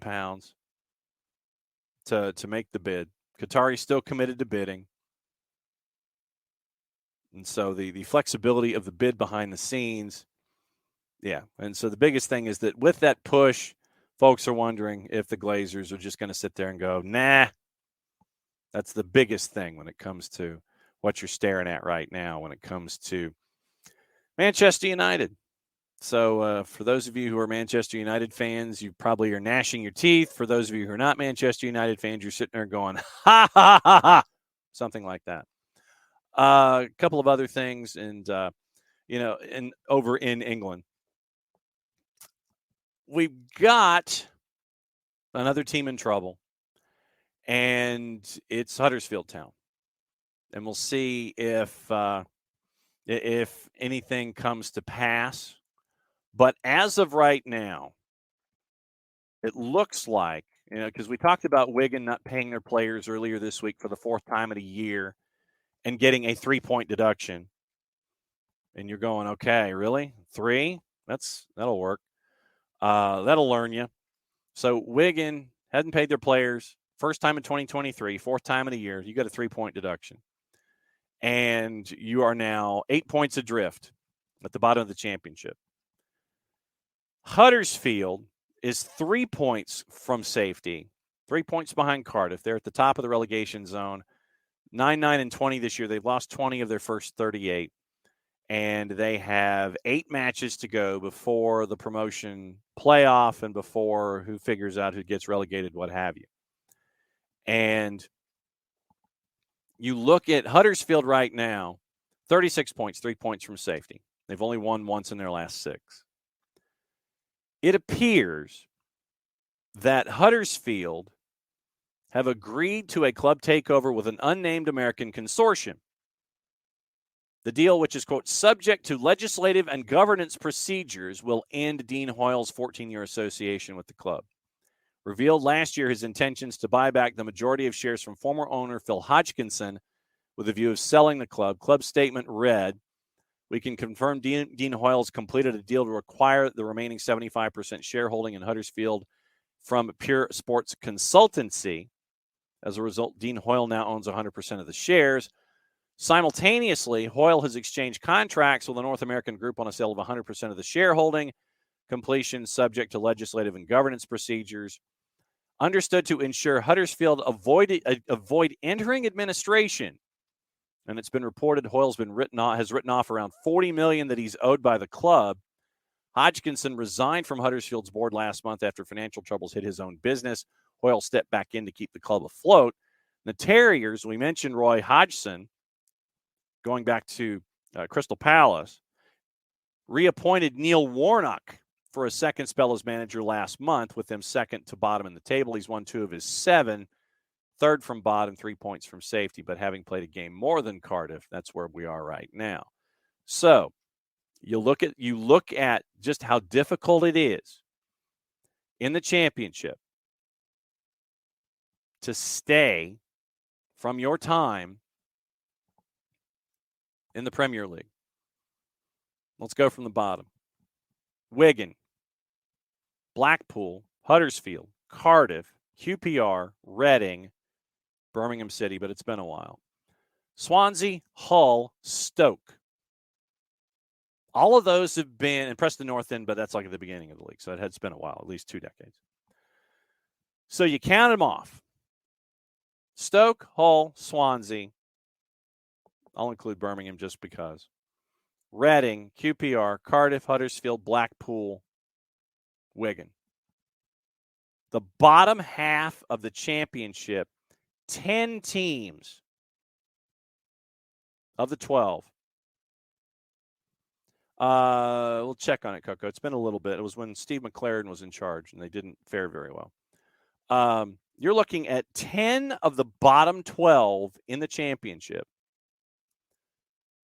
who were in the Premier League at one point in time in recent history. Let's just say since the beginning of the television contract here to the States with ESPN and then to NBC in their various forms.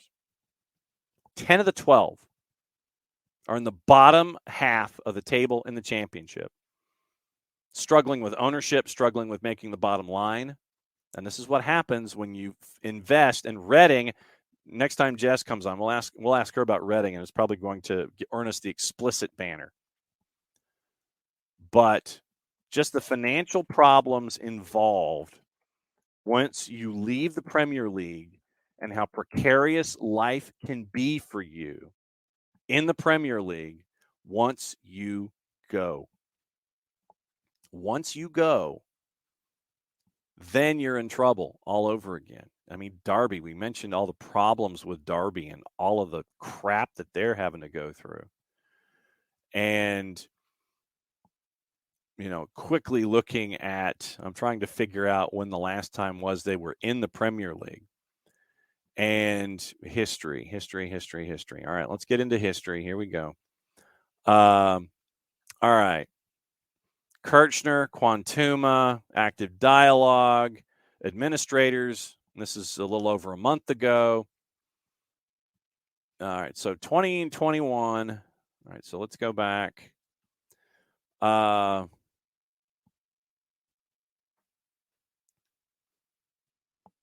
Morris, 2015. 6 managers in 6 years from 2015. 3 unsuccessful playoff campaigns, falling in the semifinals twice, losing a 2019 final to Villa. Narrowly avoiding relegation League One. So it looks like, 2012, 2013, somewhere in there. So I'm still going to find out. Hang on. Now you got me peaked. All right, so let me change my search engine here. Season history, Premier League. So Derby County. I don't want to watch it live. 07, 08.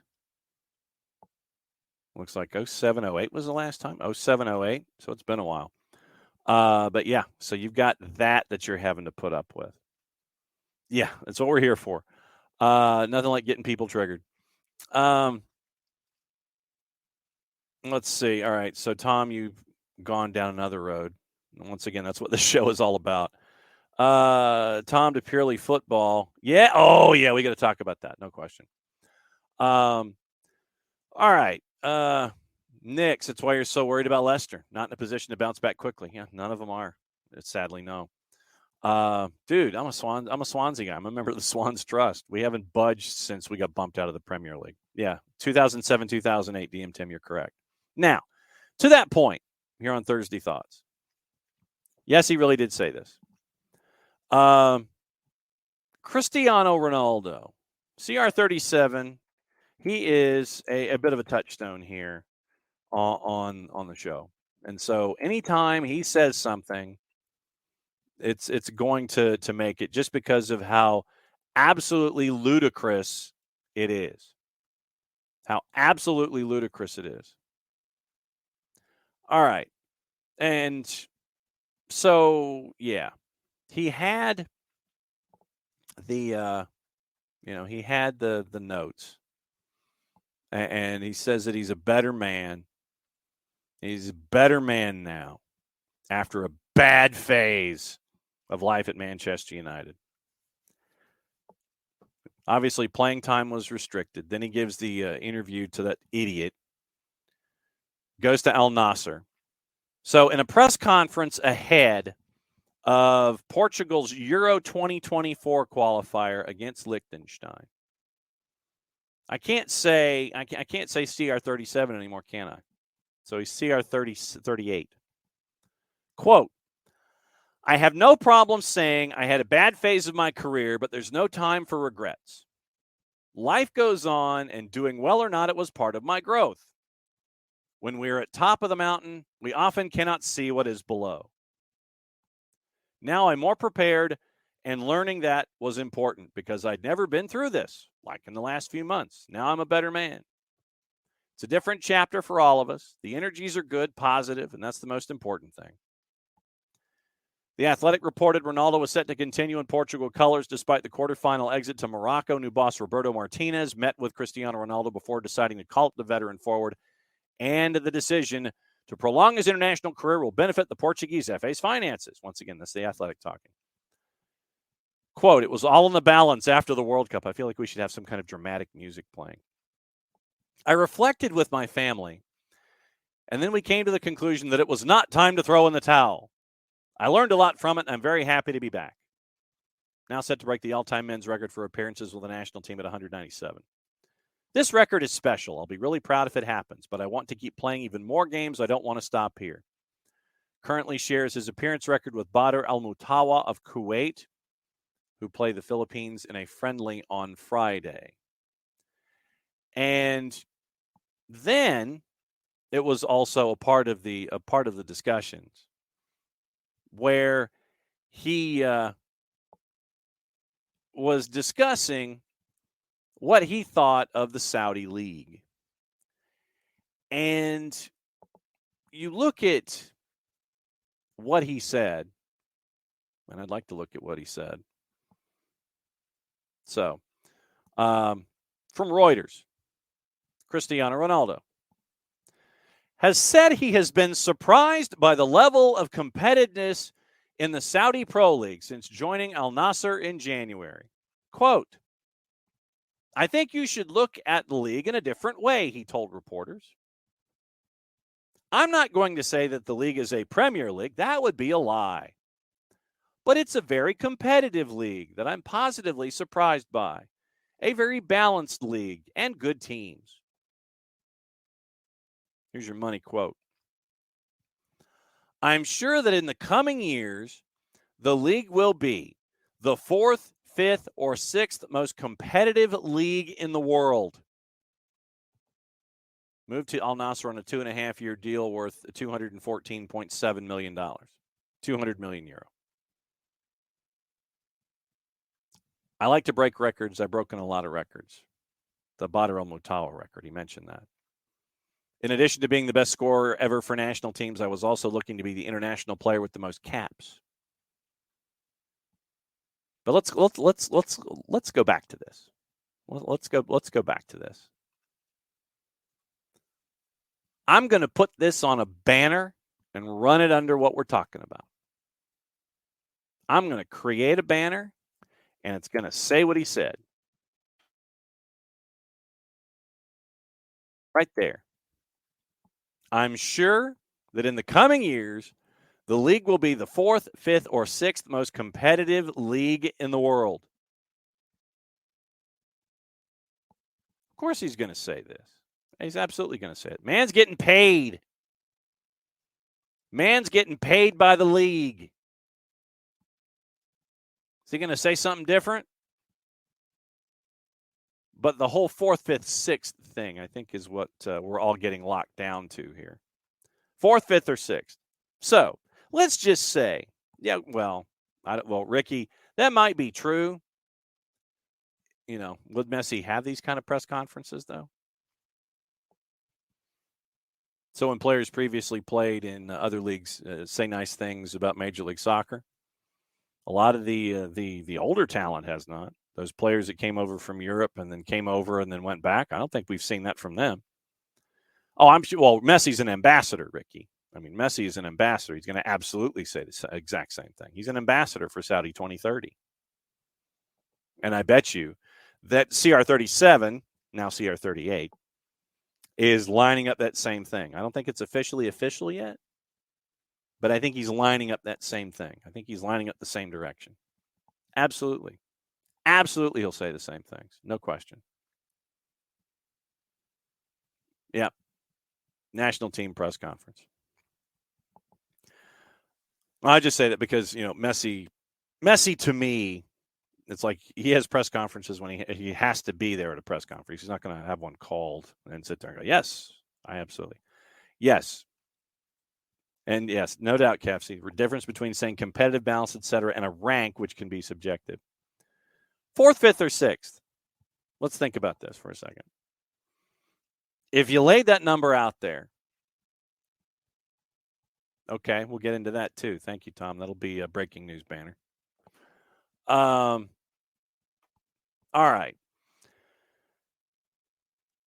You've got La Liga, Bundesliga, Premier League. That's 3. Is the Saudi number 4?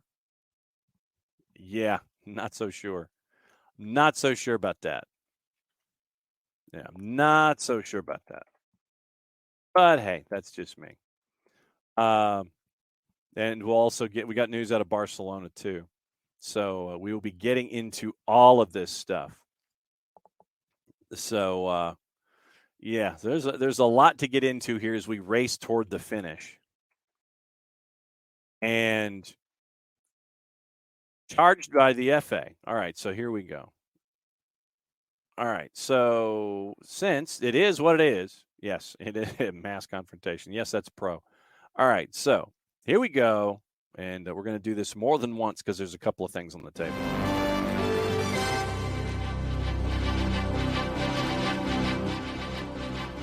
Like Sky, among other places. Manchester United has been charged by the FA after their players surrounded the referee during the 71st minute of the FA Cup tie against Fulham. Now, that was when all hell broke loose. And that was when you eventually got the red card with Willian. And we talked about this with Bart yesterday. You get the red card from Willian. You get the red card from Marco Silva for bowing up to the fourth and dissent or mouthing off or whatever you want to call it. And then Alexander Mitrovic just losing the plot and going completely and totally silly. So, Man U charged by the FA after their players surrounded the referee during the 71st minute of the FA Cup tie against Fulham. So, you've got that you're staring at when it comes to Manchester United. So you got that. Finnish businessman Thomas Ziliakis has entered the race to buy Manchester United with a unique proposition to put fans at the heart of his bid. He's another one of these dudes. Once again, Daily Mirror, Jacob Leaks. Resident of Singapore, previous experience of owning a football club in his homeland, that was back in the 1980s. Deadline for second bids passed yesterday. You know, we talked about how things are a little different. So, Ziliakis, brief political career before attending university, global head of corporate communications at Nokia, regional head of Nokia's Asia Pacific business, resigned from the job in 93, executive chairman of the group, net worth not publicly known, not thought to be worth the same as Ratcliffe or the Qatari bank. So, here's what Ziliakis has to say, and this is from our friends at the Mirror. Any sport club ultimately should belong to its fans. The current development where billionaire sheikhs and oligarchs take over clubs and control them as their personal playgrounds is not a healthy trend. The current market value of the club is just under 3.9 billion USD. That means that if every one of the fans of the club would join in buying the club, the total sum per fan would amount to less than $6. My bid is built on equality with the fans. My group will finance half the sum needed to take over the club and will ask the fans through a new company that's being set up for this specific purchase to participate for the other half. If every fan joins, means less than $3 a fan, and this is where we hit X and click out. Ziliakis, it ain't happening. That's just me, but it ain't happening. You know, appreciate the fact that you're looking out for the fan, but I don't quite see that happening. That's just me. I don't quite see I don't quite see the Glazers sitting there going, you know, Finnish dude, you're right. We will hand this over to you for 50%, and then you'll let the fans of Manchester United fork over $3 a pop to fund for the rest of it. I could absolutely see the Glazers sitting there going, you know, Mr. Ziliakis, you've got a point there, sir. No, actually, I don't. Yeah, there's going to be due process. It's going to take a while when it comes to Manchester United. And yes, Tom, I'm a firm believer that it is going to be something of a finger wag when it comes to Manchester United and full confrontation. Bruno Fernandes maybe on the outside looking in might be getting more than a finger wag, but that's just me. That's just what I'm thinking. Yeah, GHSA something else to get into. This is not the Football Fridays in Georgia podcast. Yeah. So that's your latest. Mass confrontation. Dogs and cats living together, mass hysteria. Manchester United charged for charging the ref in the 71st minute when all hell broke loose. When Fulham had a 1-0 lead, then they got 3 red cards. 2 of the players are gone, played with 9, lost 3-1. Now, the other piece of breaking news might be more of a developing story by this point. Actually, no, it's about an hour old, so we can go ahead and do this. We'll be all right. We can actually let this go and have it be appropriate in this case. Because we'll hit it again, and once again, it's more soccer over there.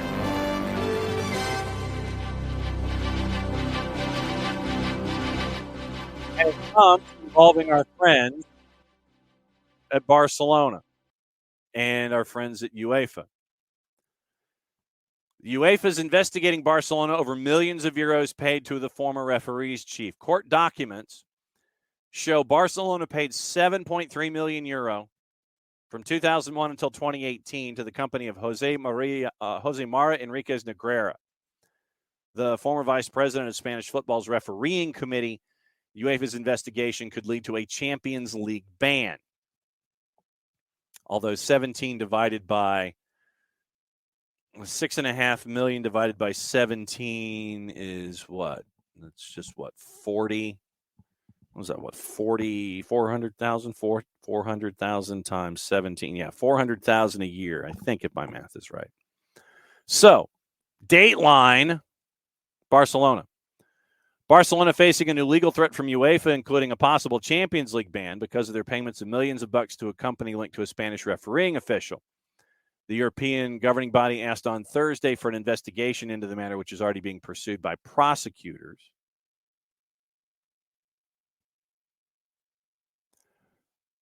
Paragraph 2. Champions League regulations in effect since April 2007 allow removing teams from competitions for one season if they were involved in fixing matches. UEFA said on Thursday it asked disciplinary inspectors to conduct an investigation regarding a potential violation of UEFA's legal framework by FC Barcelona in connection with the so-called Caso Negrera. Court documents show the 7.3 paid to the company of Negrera, the former head of the Spanish referees, vice president of Spanish football's refereeing committee.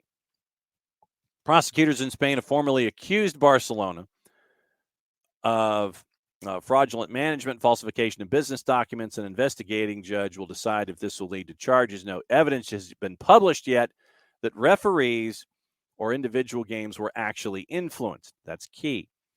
Formally accused Barcelona of corruption in sports, fraudulent management, and falsification of business documents. Barcelona consistently denied any wrongdoing or conflict of interest, saying it paid for technical reports on referees but never tried to influence their decisions in games. Any proof of manipulated games in the past 16 years could see UEFA exclude Barcelona from their competitions for 1 year and prosecute a disciplinary case. They've got a 12-point lead in La Liga, will almost certainly qualify for Champions League, especially after beating Real this past weekend. Welcome boost after the club hosted record losses last year. Charges result of an inspection by Spanish tax authorities into the company Dasnil 95, owned by Negrera, who served as vice president of Spanish football's refereeing committee between 1994 and 2018. Tax inspectors identified 3 payments of between 300,000 and 550,000 euro made by Barcelona to Dasnil 95, and finding no evidence that Negrera did anything in return for the money, they decided to pass the information to state investigators. Their investigation began in May of 22, but news of the allegations against Barca only made public in February, with Spanish media outlet Cadena SER first to reveal the details. The 3 payments initially unearthed by tax inspectors were just the start. Investigators finding payments from Barcelona to Negrera, some of which went through Nilsat, a second company owned by Negrera, totaling 7.3 million euro, taking place over a 17-year period to which Barcelona won 10 league titles and 4 Champions Leagues. And once again, the club initially declined to comment, but then once the story was out, Joan Laporta recorded a video confirming the payments, but insisting Negrera worked as an advisor. Said Negrera was paid to prepare reports and guide Barcelona's players on refereeing issues, describing the practices as very normal and denying any wrongdoing on the part of the club. Quote, let it be clear, Barca have never bought referees, and Barca have never had the intention of buying referees, absolutely never. It's not a chance that this comes out now when Barca are doing well. Case has been accepted into the Spanish courts. Luis Enrique and Ernesto Valverde expected to testify in addition to Laporta. Not yet known when the court proceedings will start, but what is certain is the repercussions, this is Sky's wording, being felt right across Spanish football, heightening the tribalism that already exists between supporters and increasing paranoia over refereeing decisions. Opposition fans already voiced their displeasure, including Atletico Bilbao's, who held a protest over the scandal during their 1-0 loss to Barcelona at San Mamés, with fans throwing around fake bills with mafia and a dollar sign written on them. And Iñaki Williams on his Twitter is going, yeah. Back on the 12th, The game included a goal by Iñaki Williams ruled out by VAR for a handball in the build-up, posting laughter on Twitter in the after-the-game response. So that's where you are with the Caso Negrera as well. Ben Foster's coming out of retirement to rejoin Wrexham. Short-term deal, 39-year-old to help the promotion-chasing National League side till the end of the year. Second spell at the racecourse ground after a loan stint in 2005. Hung up his gloves last year after his career with places like West Brom and Watford. Rob Lainton out to an injury, so Wrexham kicked the tires on it, and Foster was like, yeah, I'm in. Last season, he had 26 appearances for Watford. Lainton ruled out around 6 weeks. Phil Parkinson feels he's an excellent acquisition. So, Ben Foster out of retirement at the age of 39 to help Wrexham make it over the line, possibly, probably, maybe, to get promotion in the National League up to League Two. So you've got that as well. Gossip, rumor, and innuendo before we go. Yes, welcome to the league. Absolutely. All right, Ricky, what are you posting this morning? From our friends at The Athletic. Hey!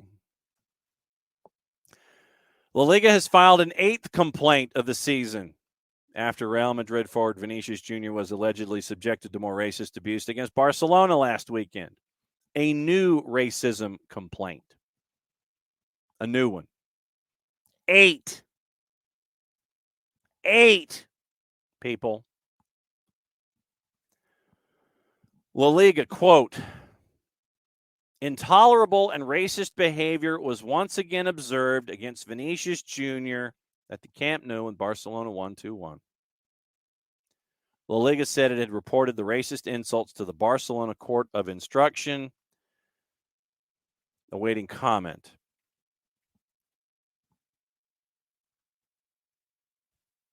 Man, I'm getting tired of that. I am really getting tired of this ish. I really am.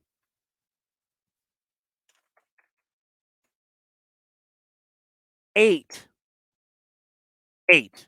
One more than 7. And probably on its way to 9.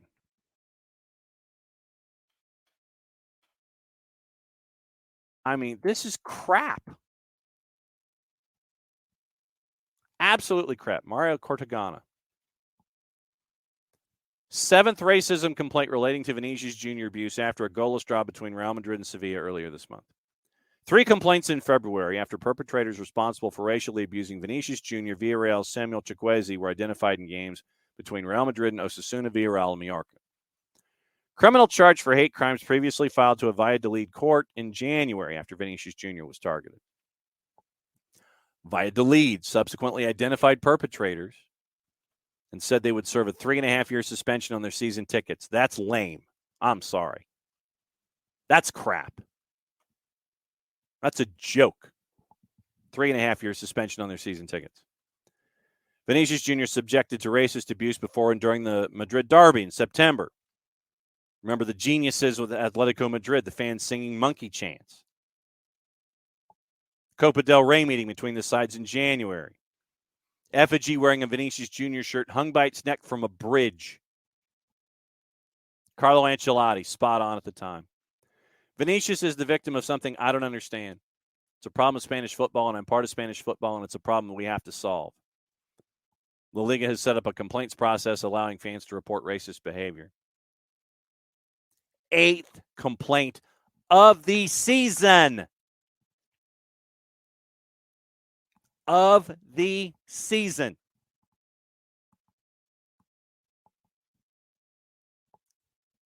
You know, you stare at these things.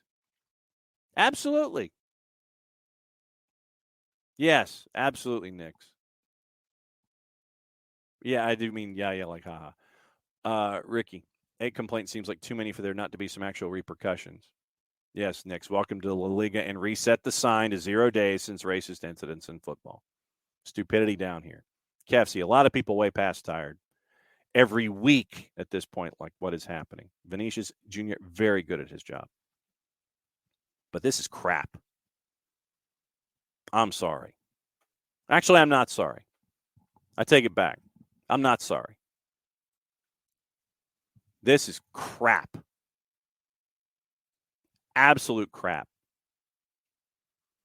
You claim to be one of the best leagues in the world. Viewers from all around the planet. And I'll watch the Madrid derbies as well. Oh, Will posting in the Twitch pitch that the Hunt City jersey's out. I'll take a peek at this before we go. Get some good news before we go. But when your league, it's 1, 2, you're like, okay, 8 in one season, 8 against one player, 8. To me, it's almost like you don't care. That you don't care. One of the most talented players on the planet, and you could give to Royal Rat you-know-whats when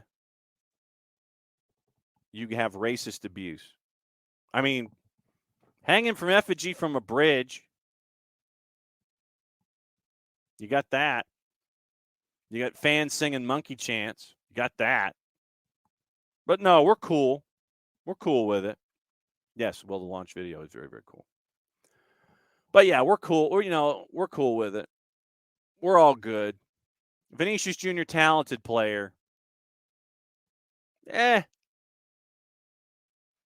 don't know at this point what it's going to take. And I don't want to think about what it's going to take. When you get something from, when something like this continues to happen to Vinicius Jr., it continues to leave the door open for it to happen to other players. And all you do is tarnish your own reputation as a league, and you make other individuals not want to be a part of your league. You want to make sure that the talent pool goes elsewhere? What do you want to bet the Bundesliga or the Premier League would chase after Vinicius Jr. in a heartbeat? 8 is 8 times too many, frankly. And if I were Vinicius Jr.'s agent or his representation, and I love that Carlo Ancelotti wants to put a stop to this. If I'm Vinicius Jr. and his representation, what is to stop me from looking at my contract and sitting there and saying, okay, you're not fulfilling all the elements. You're not protecting me as an entity. You're not protecting me as an individual. You're not doing true. I mean, true. Well, the Premier League isn't going to be much better, but come to Major League Soccer. Create the Vinicius Jr. rule. But this cannot stand. A 3.5-year ban. Woo! And how do you enforce it? How do you enforce it? That's my larger question. The 8th filing this season. Eighth filing. For people being morons. And dealing with one of the great talents of this game. Stupid, stupid, stupid, stupid. La Liga, get off your backside. Get off the back of your front. Do something about this. 3.5-year ban from one team. Ooh. Feel like Count Floyd. Very scary. And I mean, not even, Ricky, not even to the idea of letting him go. But if I'm tired of it and I feel like the club isn't doing enough for me, there's got to be something in that contract that sits there and says, you're not fulfilling all of the obligations as a parent club or whatever. And you ought to be able to sit there and go, man, I'm out. And there isn't a damn thing you could do about it. Absolutely. Vinicius Jr., welcome to Atlanta. I mean, yeah, at least maybe not the FA. Dang law come and get you. See, and that's the thing. Nix, that is the thing with me here. The law ought to be chasing after you in this regard.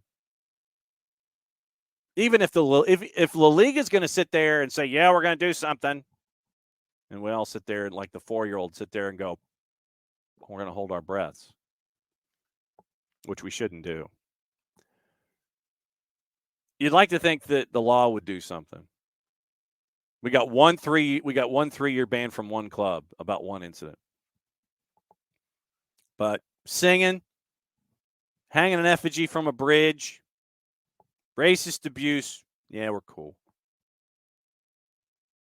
Yeah, there has to be more done, but at the same time, there's got to be a point where a player is going to sit there and say, enough's enough, man, I'm out. I'm not playing, or I'm out the door. And you pointed a clause in a contract that says something about, not do it. The club is not satisfying player safety or whatever. There's got to be a clause in there that can be interpreted in there somewhere. Happy National Puppy Day, Abby. We're wrapping up. I know we've gone into extra time. So gossip, rumor, innuendo, and stuff to watch before we go. Manchester United could use Tottenham's interest in Dean Henderson to persuade Spurs to sell Harry Kane. That's from the 4-letter. Eintracht Frankfurt's Randall Colomouani, £105 million target for Manchester United, suggested he's open to a move. Manchester City reignited their interest in Bayer Leverkusen's midfielder Florian Wirtz. Yes, fourth official shows 14 minutes of added time. Actually, it's 8. We might get to 14. We're leading toward 14 minutes of added time. Tottenham risk missing out on Pochettino, with him high on Real Madrid's wish list if Ancelotti leaves. I think Ancelotti was linked to the Brazil national team job. Dejan Kulusevski says he wants to stay at Spurs. Uncertainty over the future of Antonio Conte will not impact the club's option to buy. Chelsea have accepted they'll need to take a sizable loss if they're going to sell Romelu Lukaku. Duh. Arsenal, Chelsea, Man City interested in Wilfred Gnonto from Leeds. Leeds gets relegated. That might pick up. Juve Napoli also interested in Gnonto. Arsenal and Barcelona's hopes of signing Martin Zubimendi from Real Sociedad appear to be over, as he says he doesn't want to leave at the end of the season. That's from the 4-letter paper. Take the information at your own peril. Barcelona interested in signing Monaco's defender Vanderson. Several clubs shown an interest in signing Brandon Williams from Manchester United. Juve's Adrian Rabiot has hinted, and he may be interested in a summer move. PSG prepared to sell Renato Sanchez, with a number of Premier League clubs believed to be monitoring the situation. Manchester United set to sign Watford's Harry Amas and beat Chelsea to the signing of the 16-year-old. Stuff on TV. Yeah, I think it means McKennie's gone too, yes. All right. Stuff on the tube. BN, African Cup of Nations qualifying triple header. That's on BN and BN in Espanol. If you don't get BN, get Fanatis, fntz.co/soccer down here. And you can pick up BN in Espanol, For the Fans, Teise, Goal TV, a lot of great networks. Jason got me hooked. I blame him.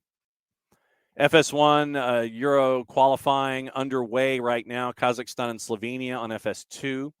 Italy and England on at 3:45 on FS1. 2 to NA, CONCACAF Nations League qualifying. Triple header starting at 3. British Virgin Islands, Puerto Rico, French Guiana, Dominican Republic at 5:30, Suriname and Mexico at 8. Univision is simulcasting Suriname and Mexico. Bleacher Report app. Still, you need to have all the games on. Open Cup, Hartford City, Lansdowne. It's at 7:30. It's also 11 Sports is having Cleveland and Lionsbridge at 7. Denmark and Finland, 3:45 on Fox Soccer Plus. Fubo has 6 matches in your Euro 2024 qualifying. Hungary, Estonia, 2:30.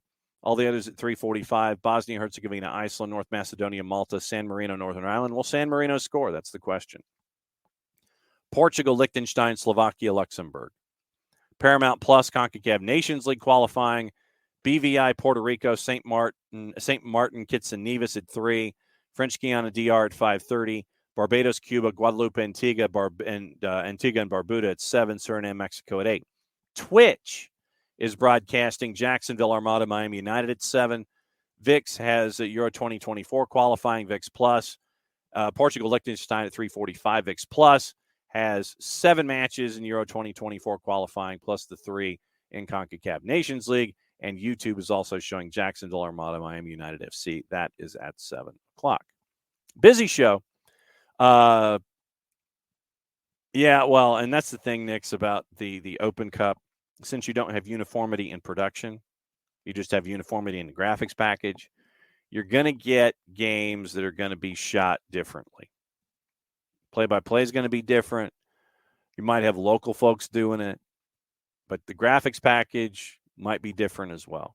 So we'll try to catch up with folks who've won in round 1 of Open Cup as well, and that's where we are. We'll be back at it tomorrow at 9:05. We're going to start the day with Greg Garza and Beyond Goals at 9:05.